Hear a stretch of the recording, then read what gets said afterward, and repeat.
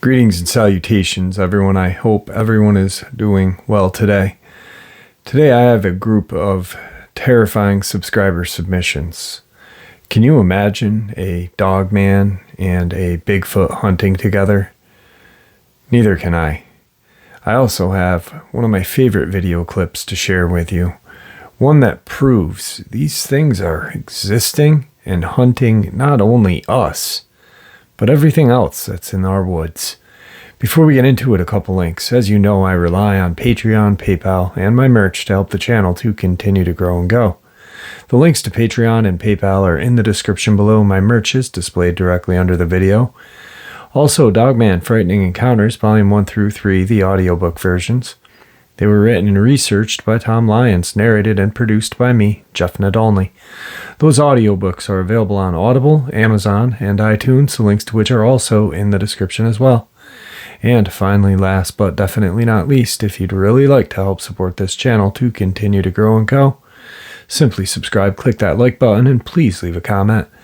All of these things really do help, and they definitely matter. Now, everyone, I have taken far too much of your time. Let's get on with today's upload, shall we?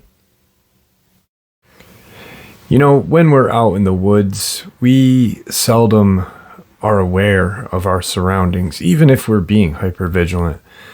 Wild animals, we are in wild animals' homes, and they can sneak upon us at any moment. But what happens when an apex predator, such as a Dogman or Bigfoot, sneaks up on a wild animal? Well, this video clip shows that exact scenario.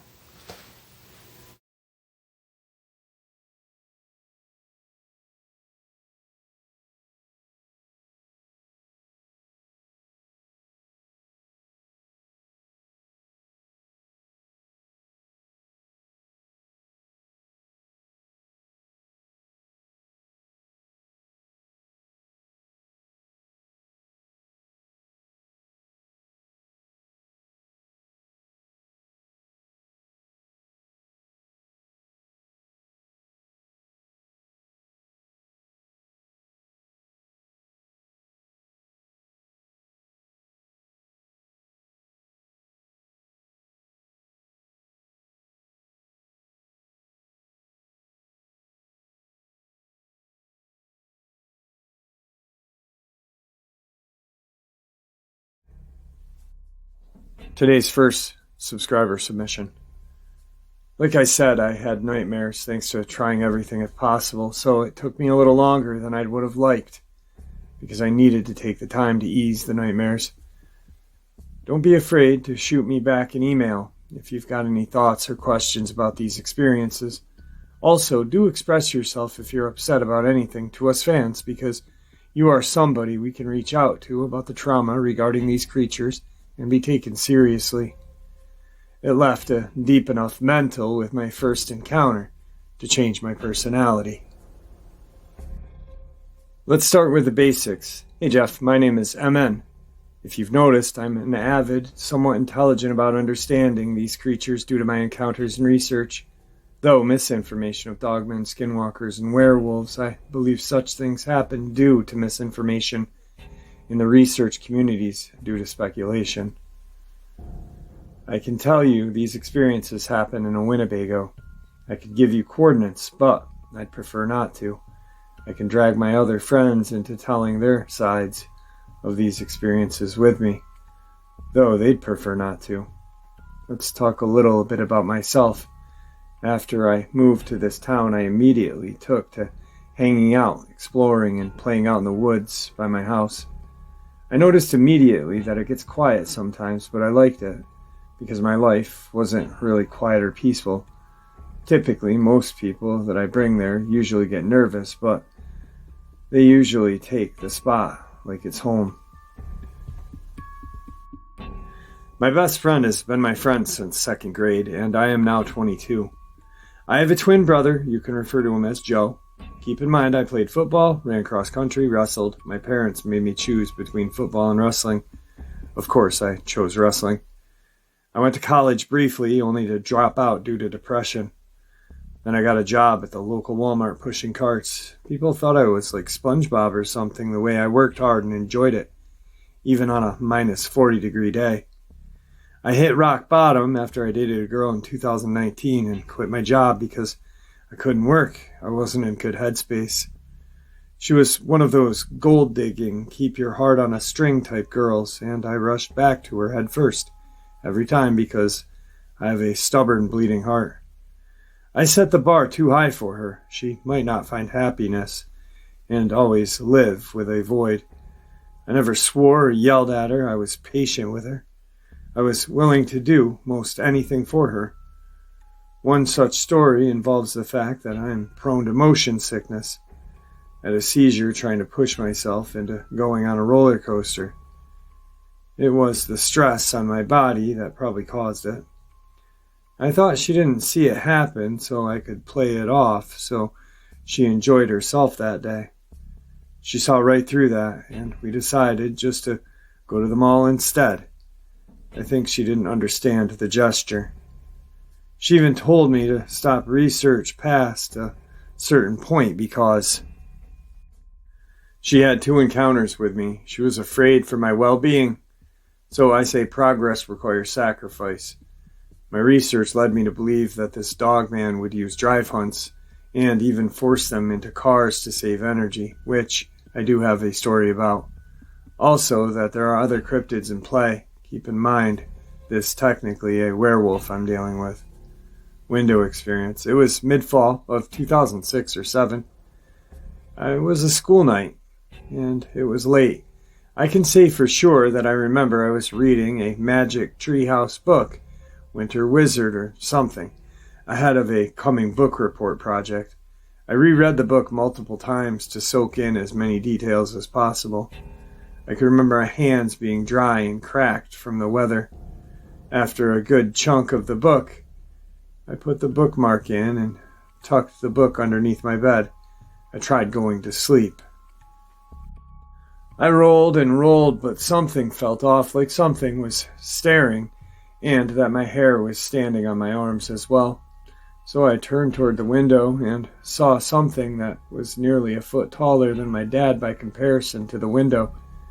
My dad's 6'3" in shoes. This wolf thing, looking at me, was built.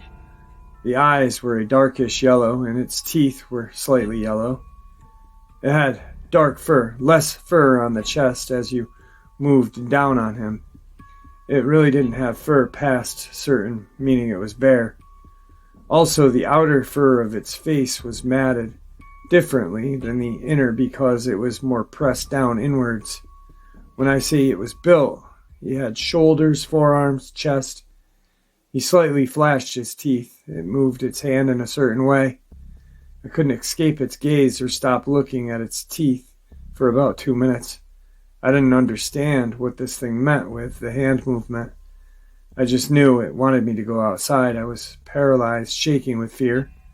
I slowly pulled the covers over my head, crying silently. My mind raced. Should I run or should I just stay put? Within 2 minutes, I built the courage after what felt like forever and ran to my parents' room screaming and crying bloody murder. I didn't dare look back at the window. By the time my mom and dad and myself checked out the window, it was gone. After that, nightmares of being chased by wolves and being ripped apart alive with actual pain in the dream. I realized later that it was the hand gesture meant come here. I can't help by wondering about 2 things. What would have happened if I went outside? And 2, why bother the way he did when he could have easily punched his way through the window and killed everyone with ease, only to try to get me the way he did. 2015, summer of. I was a coming sophomore, so was my brother and my friend. We were out with 2 guys who were incoming freshmen. It was midsummer. It was midday and hot as crap. Everyone was sweating profusely. The bugs weren't biting us where we were at, but my friend, twin, and I always knew about this place that looked like a pond but never went down till that day. We were out fishing at the creek. that is close to it. There's actually a trail off the other side of the creek that leads you there. We were goofing around by fishing for creek chub, which is a type of minnow with worms. We ran out of bait and said, yeah, let's go check out this pond. My pole setup wasn't set up for quick changes because I didn't have a swivel, meaning I had to tie everything on again. My friends went ahead except for my friend who waited for a minute and gave me a swivel. He said the mosquitoes are getting bad here. I know you'll catch up, and he went on ahead catching up with the other friends. By the time I got my swivel, lure, and tackle box all prepped up, it had been about 4 minutes since my friend left. I started on the trail toting my tackle pole and bag. I noticed something big and black on all fours. It was walking on and sniffing my friend's tracks. Its height was the odd thing at the shoulders. It was almost at breast height to me. It didn't notice me, and my dumbass decided to rush it and yell, hey. It looked back oddly and kind of smiled and made a quiet noise. It rushed ahead of me, though. I'm a year-round mid-built athlete. He dusted me worse than anything could have. I was hopping over everything in my way. I managed to turn on the trail and book it to the clearing right in front of the pond. I stopped to catch my breath. I dropped my gear and put my hands over my head. My friend was waiting there. He asked me if I had gotten lost or had to take a dump. He saw I was a little stressed, and he asked me semi-ironically, did you see a ghost? I said, no, I saw a giant black wolf. He chuckled for about a minute and said, no way, man, not in Illinois. But the bass are biting here, buddy. I said, I'll catch up in a minute and try and figure out how he outmaneuvered me. So I backtracked. I noticed my tracks went further than his past a certain point. So my assumption was, instead of going toward the clearing, he went to the right through the brush just before the clearing. I looked into it. There are reports of wolves in the state line.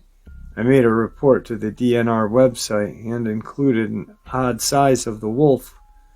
Within 10 minutes, the phone rang because I had left my number if they had any questions. I had a strong feeling I shouldn't pick it up, so I didn't. Then I forgot about it until spring. By then, when the shenanigans of the hide-and-go-seek I mentioned online before as a question. Spring of 2016, 11 a.m. It was a tragic year. I lost a lot of people, a coach, my grandfather, and my sister in that order. My sister died in May. All of them suddenly, yet spaced apart. I once again found solace in the quietness of the woods, not because I wanted things to be quiet, but because I wanted to be alone, because that's how I felt, though I didn't mind my brother along with me sometimes, though he talked too much. We weren't far from the pond. We went right just before the clearing. We saw it again. We looked at each other again, and we didn't even need to speak. We nodded and just rushed it. The creature moved in such a way past the brambles, the logs, and other debris, with such ease, and all the while giving a smile before it took off. I couldn't help admire the level of grace right then and there. It disappeared past a certain point like a ghost, but me and my brother looked with each other for a while. We split up looking. I saw it alone again after looking for 25 minutes. I rushed it again. It still had that smile and grace. By then my legs were bleeding from the brambles. It ghosted me again. Within a couple of minutes of that, I saw my twin again. Shortly after, we looked together for less than 5 minutes. Then saw it one last time and rushed it one last time. It felt like we would never catch it. We decided just to go home because we were both pretty scraped up, bitten up on the top of that. Another friend's story. It was 2017 winter. My friend lives on a long stretch of road. Not too far from his house, he would make a couple of bucks cleaning and taking care of horses. He was headed there late because he had went to college scouting for track during the day. He was driving his truck and not too far from the guy's house. He saw Black Wolfman as he described on 2 legs. My friend turned the lights up, and then it changed to 4-point stance and ran off into the brush. He talked to the guy about it for a while and talked about some other stuff. Then something startled the horses. He told my friend to stay behind, and he grabbed his gun and turned out the brights on the porch lights. And they stood there for a while, went back inside, then went out back with the man to take care of the horses. My friend got done, got paid, and got out of there. But he called the guy within 30 minutes to check up on him, and the man said everything was all right. After that, my buddy waited a couple days and decided to tell the wildest guys he knows, so he messaged me. I told him my experiences, and we pushed it off, though the pieces were fitting together. But we continued without looking until that night. We ran into it unintentionally then. Some week during September of 2018, 11 p.m. to 1:30 a.m. My best friend, the guy from the last story, 2 of his friends, and my twin decided it would be a good idea to play the game called Missing Man. It's a simple look for the missing man in a group as friends in the dark and out in the woods, of course. My best friend only hid the longest, though my senses are sharp to know his exact location while knowing the group's location. For some odd reason, I didn't want no part of this game.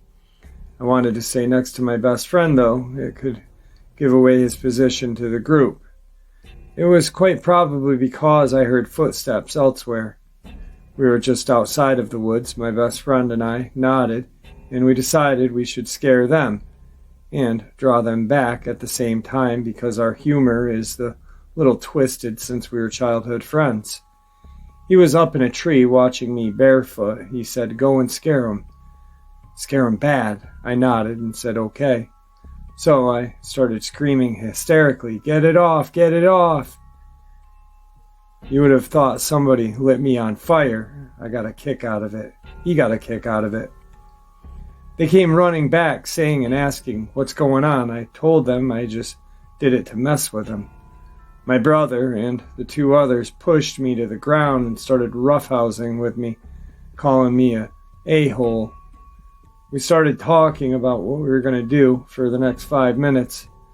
That's when something interesting happened. They screamed loud enough you could feel it in your chest and your ears hurt just a little.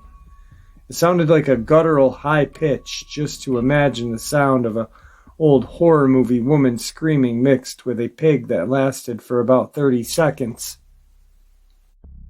We legged it to my house. My best friend, he's a skeptic, but won't talk about what happened after that night because we all dove into the topic after the horse farm, though.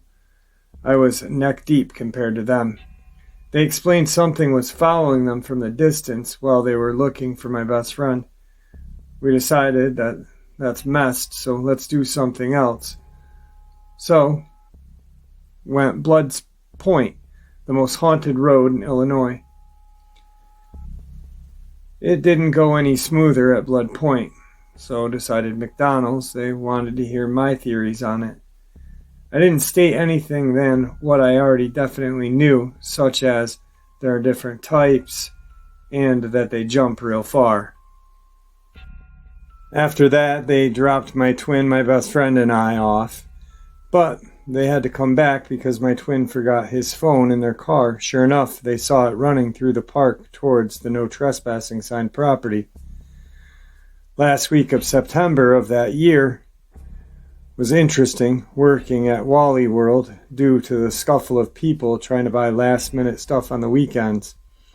Also, we went looking for it with 5 friends plus my brother. It's just 'cause we were bored. It was drizzling and cold enough for a sweatshirt. It quickly started tailing us as soon as we entered the woods. It came from the side, from the firing range, no trespassing zone. I told them right away that we were being followed. We went toward the highway and the neighborhood fork instead of going straight. We went left on the trail that leads towards the other neighborhood. By the time we were halfway down that trail, we were getting rocks pelted at us. just before the fork that leads to the island in the corn. I can see these rocks are bigger than my fist. Also, they come from up and over the tree line. My friend with the horse farm story nearly got a huge one straight to the head, but it went over less than a couple of feet. This situation had a different type of air to it. We all decided to keep moving to avoid being pelted. There was a moment that I knew something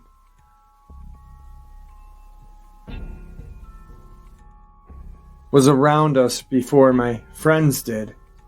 I quickly mentioned that to my friends and they nodded to that. If I think about it's probably the face, we realized right away the one was trailing us. At this point, most of the decision making was up to me rather than the group. About a minute of walking, the rock stopped, but the one moving was ahead of us, but at an angle and a fair distance. I said, let's shine our brights at them. I had a lantern spotlight with a red lens option. That's about 1200 lumens, and a 2500 lumens hand flashlight. Both are rechargeable, but it's the flashlight that is dangerous because of the settings on it. I took the 2500 and toggled the settings to flash, which is rapid enough to consider a seizure risk. It cut off at an angle, but back the other way, away from us. We kept walking to get to the end of the trail by the neighborhood. When we got there, we were trying to spot what was throwing rocks at us. My friends were panicking just a little bit, but they knew I was calm, so I told them we can cut through the neighborhood to my neighborhood. It'll take longer, or we can cut back and it'll be quicker. Two of my friends were girls. One of them really had to pee, so I said, me and my twin can stay back while you guys go to the Walmart there. She didn't like that one bit because she was concerned. The one cut ahead of us went behind the tree line on the left. She said, Mike, Joe, you realize there are at least two of those things. I responded with a chuckle. There's probably more than that.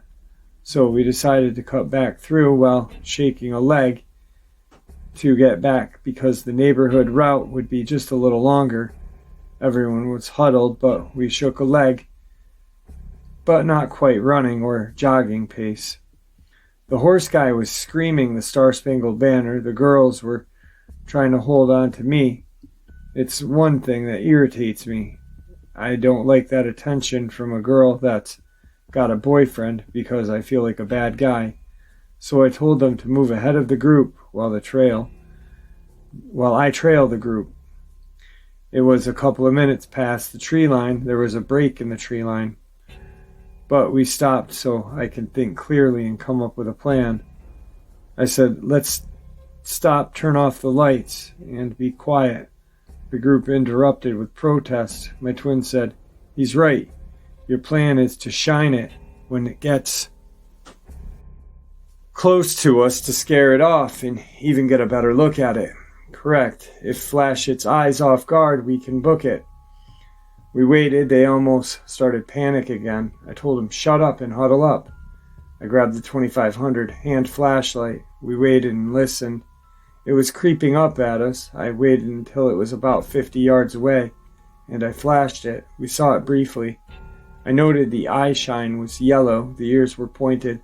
It was on two legs, but it reacted quickly. It literally just yeeted its whole body sideways from the far side of the trail past the other side of cover, away from the light.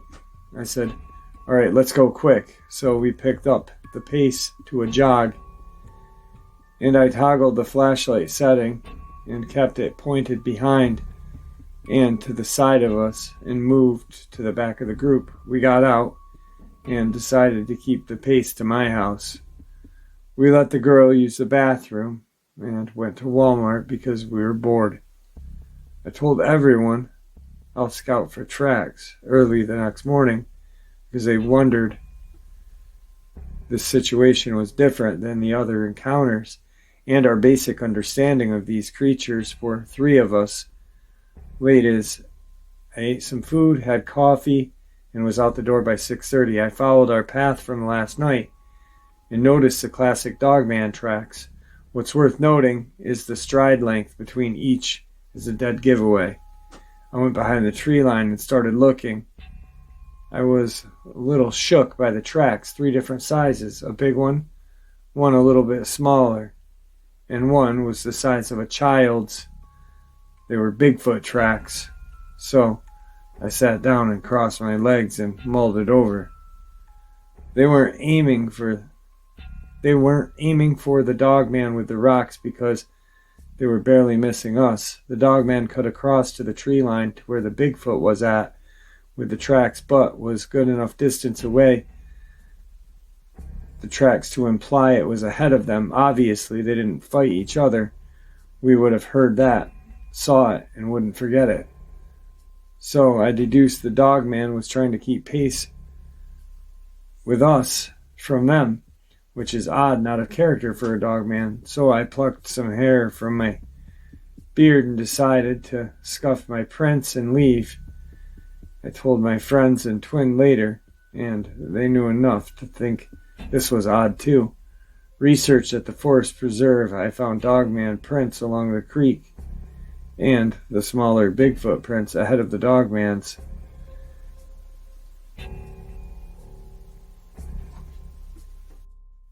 And the bigger foot's print were on the other side, kind of in between, making a choke point with deer prints in between, which of these deer prints passed at an angle due to the weight of it being pressed towards the creek, means it was railed right there by the smaller foot. There was some crushed grass, no blood, so I guess they took a meal to go. I guess they do co-op drive hunts, which is the most unusual behavior. Again, I sat down, crossed my leg, and thought it over while plucking my beard hair for a couple of minutes and started walking home. The next encounters were brief but resounding, not even a couple of weeks apart. A couple days before that, I was being stalked because I decided to walk through the neighborhood on my way home from work that night because the weather wasn't gonna stay nice for too long. I felt like I was being watched. It was quiet. My heart rate shot up. I started walking on heels to hear better. I heard something moving alongside of me in the cornfield about 150 yards ahead of the tree line. I didn't pay it any attention and pretended not to notice it because it would have had to go back through the woods because it couldn't cut through the neighborhood. It was 20-minute stroll that night home. I got home, ate some lasagna, and drank a lot of water. I realized I left my caddy and propane key in my pocket. I begged my mom to take me right back because there were only 2 sets and I had one of them. My boss was still there. She looked at me funny and asked, "You forgot something, Mike." "The keys, boss." "Oh, okay," she said, and continued through the paperwork. I put them away and went back outside, took a long glance at my lot. Then I hopped in the car and went back home. As soon as I got home, my dog had to go outside again, but something felt off, so I stood right next to her outside. She didn't go too far away from the deck, which was odd. I looked towards where I felt it should be, only to smile at me and have its hand wrapped around part of an old tree that was intertwined in the tree line. I realized this one was different because it wasn't the one I saw as a kid, because it wasn't as tall as the one in the woods when I was in grade school and high school. As soon as she got done, I prompted my dog immediately go back inside by lightly tugging and telling her quietly to go in. She was at the door before I was. My little cousin was over. We were messing around, playing video games, vaping, and telling stories about hijinks and shenanigans. He found my Linda Godfrey books in my folder. While we were waiting for my best friend to show, he started making fun of me. It stung on a personal level, and I said, "Yeah, I bet you it's $10 real, you shithead." He kind of drooped his head. He knew better to bet on me because it's free money for me, because I made a couple of $100 in high school betting and hustling Mountain Dew Baja Blast in cans over 4 years. We went outside and moved to the side of the house because I had a pretty good guess where it was. We went outside of the garage and went to the side of the house. I closed my eyes quickly and said, "Yup, it's here." I pointed to the fence. He saw it. It was ducking in and out of cover, though his shoulder was exposed and its hand was wrapped on the fence. That one smiled at us as well. It was the same one from the day or two before. My little cousin started yelling and cursing at me. "I thought you were messing with me."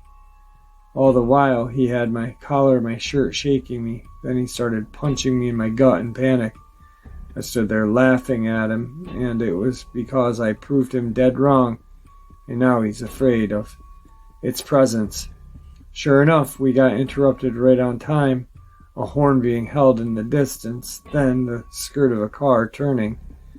When we heard him honk the horn very rapidly, he turned and watched him shoot a corner and nearly run us over. Because of our twisted humors we share. There's my best friend. He was ready to get drunk with me and my twin that night. This encounter was a rainy winter night. We decided to go ice skating with my horse friend, his girlfriend, my twin, my little cousin, my best friend, and another guy because it sounded like fun. I friggin' ate it within the first 10 minutes. I almost landed on my head, but turned my shoulder the last second to avoid hitting my head. The pain set in immediately. It was sharp and burning. I pushed through it. Just have fun with him. My little cousin ate it too. I said, "Ha ha, shithead." I said to him, though I did regret saying that because I could see he was in a decent amount of pain, and it was a pretty bad sprain. It was bad enough. Wear pants the next day for work. Back to the story. We then went to B-Dubs. I had 2 beers. They eased my shoulder pain because the alcohol was blood thinning my blood. We went to drop off the guy first. He lived just a stone's throw away from the pond. We ended up discussing my favorite topic because my horse friend was interested to see if I had done any more research and if I learned anything since the last time we discussed it. To which I gave him a simple yeah.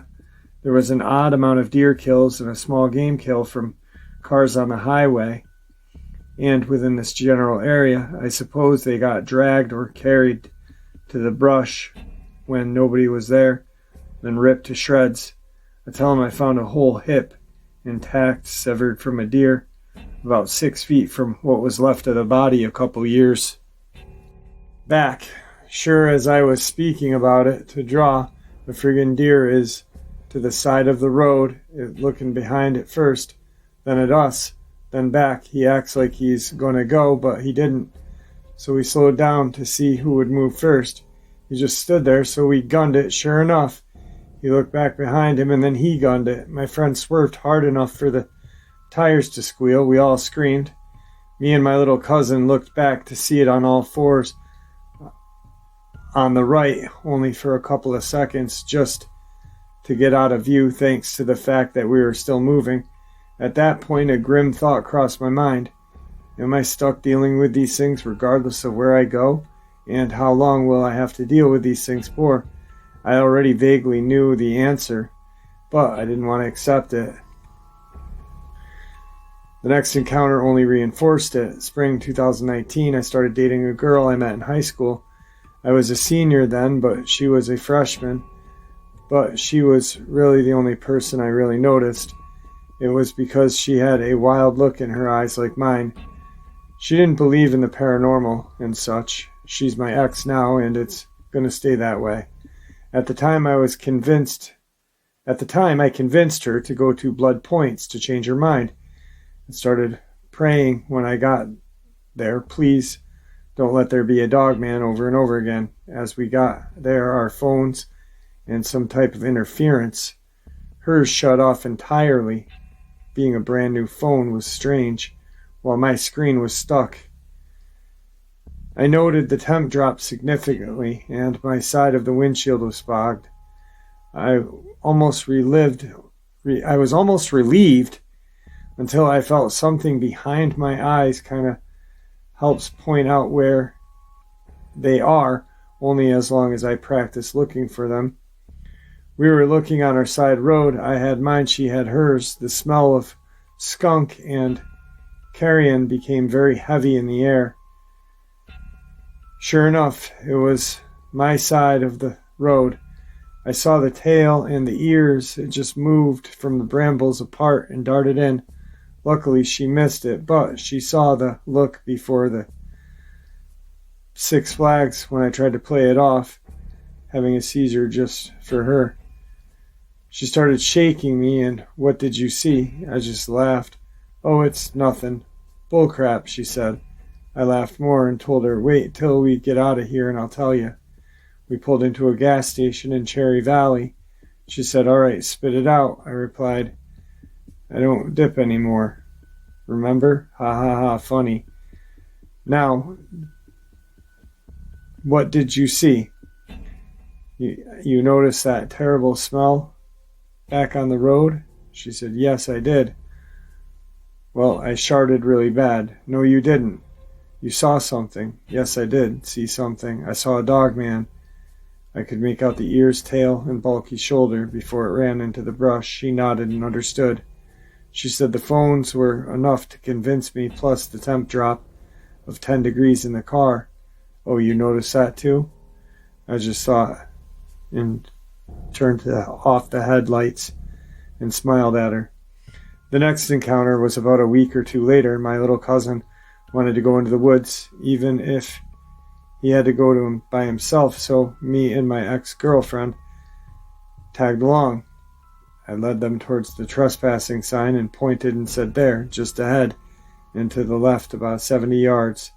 I only had the lantern. The eye shine was yellow, but was kind of peering behind a tree. It disappeared, then moved to another tree that was closer.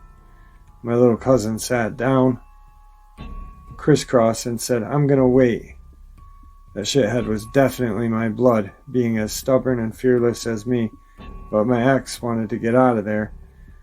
So I dragged him by the wrist and said, some other time without her here. He nodded to acknowledge what I said, but instead of keeping its distance, but was closing in on us by moving cover to cover.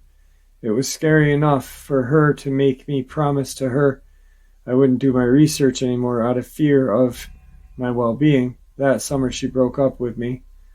Spit me out, repeated. I went the 9 rounds. Again, I turned into a booze-fueled depressed guy that felt like he wouldn't stop falling, but my friends are the ones that saved me from falling. By fall of 2019, I decided it was okay to break that promise because her words couldn't be trusted or taken seriously. She tried here and there to contact me, but I didn't want any part of it until she flattered by saying, you'll never really did anything wrong to me and only did right. She developed memory problems, but apparently she could only remember me. I nicknamed her Rabbit because you can't help but feel sorry for her, only for her to lead you in circles just to hurt you. Then I decide I'm what she wants in the long run, but not in the short run, so I decided it's okay for me to be selfish. I'm not exactly worried about these creatures. My deduction and Foots the Dogman both passed, though, around the same time. Dogman obviously noticed me and my twin right away. He probably saw me act. We are a little bit different than other humans. It probably gets boring for it and thinks that my twin and I are interesting. I used to play in the woods all the time as kids. There were many times we went alone, but it never made its move on us. It never made its move when I grew older, and though I spent countless hours alone or with a couple of friends year-round, I even passed out drunk once with fresh tracks out there. Okay, so I'm not saying this to be mean or judgmental, because some people have a hard time writing when they're sharing their encounters. Maybe he used talk to text. But, wow, that was hard to read. Pretty much, the guy has had encounters his whole life. The one encounter that really got me was when they were in the woods and they saw Bigfoot and Sasquatch co-hunting together, which was kind of interesting to me because I've never heard of that before. I've heard of them, sharing territory, avoiding each other, but working as a team to hunt is very strange in my eyes. It may happen, and I'm not saying it doesn't, but it's just strange to me. Wow. Anyway, if you guys do send in encounters, please, these are old, and I haven't gone through them in a while. The newer ones I usually do spell check on and go through it a little bit. But if you are going to send encounters to me, please try to do a spell check and, take your time. I don't need your encounter right away. If you want to send them, send them. I love narrating encounters and I love talking to you guys too. But take your time so it's easier for everyone else to understand, because this guy actually has a lot of information that is valid. If he had just kind of slowed it down a little bit, it would have been a little easier to understand for us all. All right, everyone, I hope you all enjoyed today's first part of the upload. I did. And with that, please, everyone, stay safe, stay healthy, and may the Great Spirit watch over us all and guide us down that path that we call life.